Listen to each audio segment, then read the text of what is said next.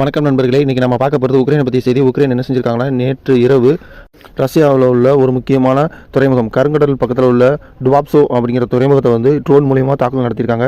இந்த தாக்குதலில் அந்த எண்ணெய் கிடங்குகள் வந்து மிகப்பெரிய அளவில் பாதிப்பு ஏற்பட்டிருக்கு. இந்த துறைமுகம் வழியாக தான் ரஷ்யா பல நாடுகளுக்கு கடல் வழியாக எண்ணெய் மற்றும் முக்கியமான பொருட்களை வந்து ஏற்றுமதி செஞ்சுட்டு வராங்க. அந்த எண்ணெய் ஏற்றுமதி செய்யக்கூடிய நிலையத்தையும் அதே மாதிரி துறைமுகத்தையும் வந்து கடுமையான ட்ரோன் தாக்குதல் பண்ணி அழிச்சதுனால ரஷ்யா வந்து மற்ற நாடுகளுக்கு ஏற்றுமதி செய்ததில் பெரும் சிக்கல் ஏற்பட்டிருக்கு. மேலும் எண்ணெய் விலை வந்து உயரக்கூடியன்னு எதிர்பார்க்கப்படுகிறது.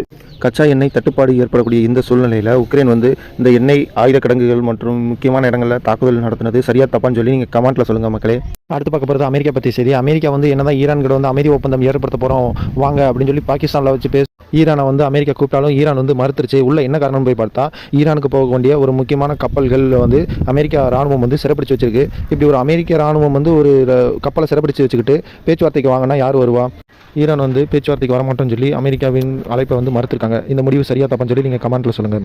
இந்த மாதிரி தகவல் உங்களுக்கு பிடிச்சிருந்தா நம்ம சேனல் சப்ஸ்கிரைப் பண்ணுங்க, லைக் பண்ணுங்க, கமெண்ட் பண்ணுங்க, ஷேர் பண்ணுங்க, பெல் பட்டனை கிளிக் பண்ணி ஆல் ஆப்ஷனை கிளிக் பண்ணாதான் நான் அப்லோட் பண்ணுறேன்.